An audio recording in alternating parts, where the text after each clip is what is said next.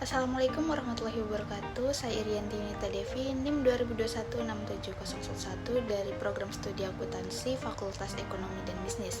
Di video kali ini saya akan menjelaskan sedikit mengenai pasar modal dan pasar uang.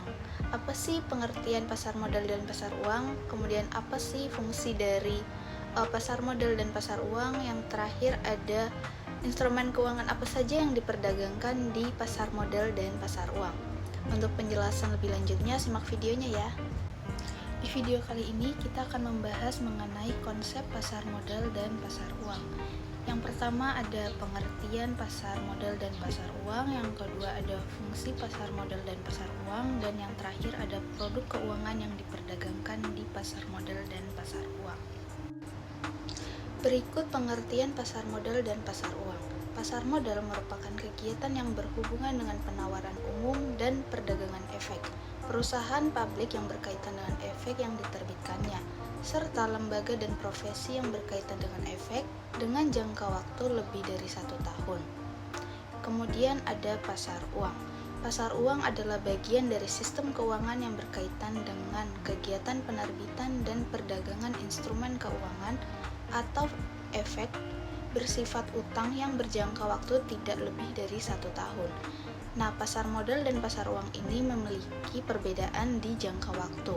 Pasar modal memiliki jangka waktu panjang lebih dari 1 tahun, sedangkan pasar uang memiliki jangka pendek, yaitu kurang dari 1 tahun. Berikutnya ada fungsi pasar modal dan pasar uang. Yang pertama, memberikan akses keuangan yang efisien bagi perusahaan dan investor. Yang kedua, memobilisasi dana dari investor untuk kegiatan investasi perusahaan. Yang ketiga, memperkuat struktur modal perusahaan. Dan yang keempat, memberikan informasi harga untuk saham dan obligasi perusahaan.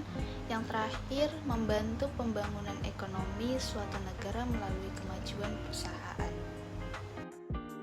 Berikut ini produk yang diperdagangkan di pasar modal. Yang pertama ada saham, yaitu bukti kepemilikan suatu perusahaan yang dapat diperjualbelikan di bursa efek. Yang kedua ada obligasi.